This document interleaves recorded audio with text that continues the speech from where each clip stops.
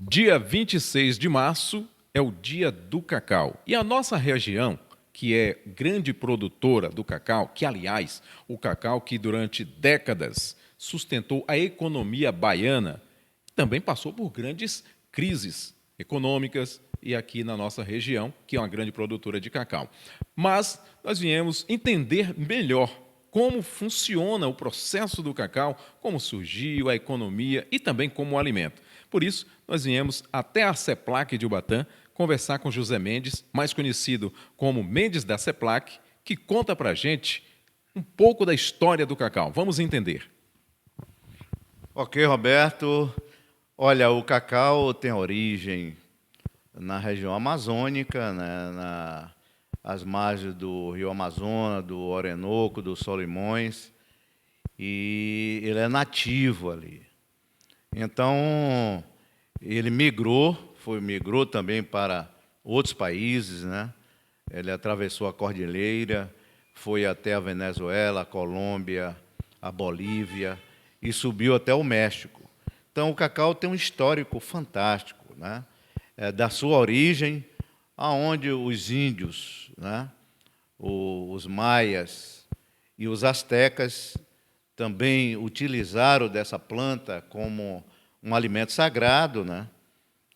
Ofereceram aos deuses dele, às crenças dele, e também a alimentação, as festas que eles faziam com o cacau, na qual ele chamava cacauote, ou nomes específicos que eles criaram lá. Então, a partir daí, em 1746, um colono francês, o Louis Frédéric Warneau, trouxe as sementes lá da região amazônica para a Bahia. E aqui foi colocado na capitania, na então capitania de Ilhéus, aonde hoje é o município de Canavieiras, na fazenda Cubículo. E a partir dali, o cacau se expandiu para toda a capitania hereditária, que era Ilhéus, onde ela expandiu para vários municípios, né? E veio a formar, posteriormente, ao longo dos anos, esse processo que você colocou da formação da economia dessa região. Então, o cacau tem um histórico fantástico, ele tem um conteúdo muito bom, ele deu uma contribuição muito grande ao desenvolvimento e à formação da chamada região cacaueira, composta por mais de 80 municípios, em torno de 90 municípios. E, então, o cacau ainda é o centro, foi o centro, ainda se configura o centro dessa economia, né, onde nos anos 60, 70, ela teve o seu grande auge, né, na década de 70, como também veio, como você falou, posteriormente a crise. Então, o cacau tem um histórico fantástico nessa região, e ao longo do seu cultivo aqui na região, como você disse, houvera vários momentos de crise, né?